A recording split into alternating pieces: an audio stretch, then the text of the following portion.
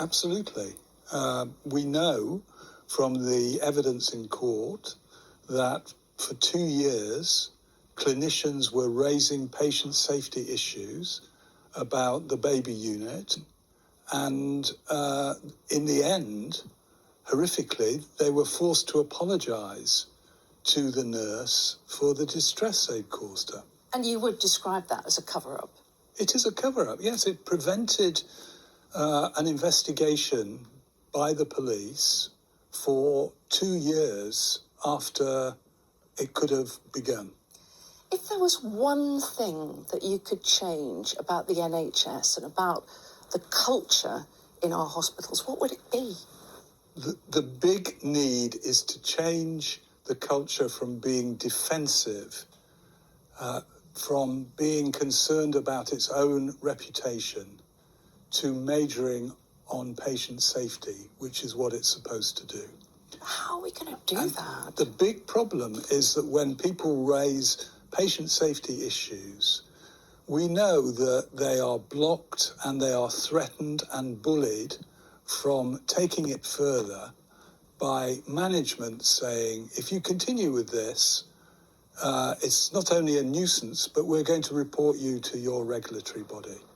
And this is an issue which we have seen time and again in the reports of independent inquiries across the country, in Birmingham, in East Kent, in Shrewsbury, in Bristol.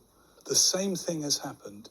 When people try to disclose, they are blocked and discouraged. So how do we change that? Are people safe today, whistleblowers coming forward and talking about issues in the NHS? Well, whistleblowers themselves do not believe that they are safe to go public, and those that do are in for a long and very difficult road, because the law on whistleblowing is too weak and too much in favour of the body against whom the whistle has blown. So if you'd been one of these consultants desperately trying to blow the whistle here, what would you have done? Well, I think they behaved with great integrity, and but it still happened. It still a lot happened, of people are saying and they should have been stronger. Well, they were very strong.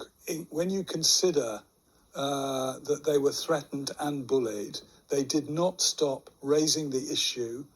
They raised it time and time again, and I think they should be honoured for that. You've written to the Health Secretary, calling for this investigation, this inquiry to be statutory. Yes. Remind us why that's important, why you think that's important. Well, I've said a number of things to the Health Secretary. First is we must have, in my view, a statutory inquiry, because the difference between that and an independent inquiry is that if people refuse to give evidence, the independent inquiry has no power to force them to do so.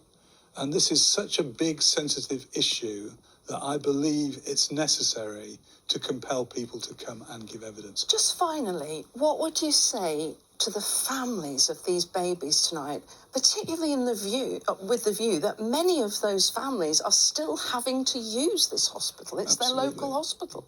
The difficult situation they are in is that while being bereaved and grieving, they are still needed to participate in any inquiry so that it is real and has all the information that it needs.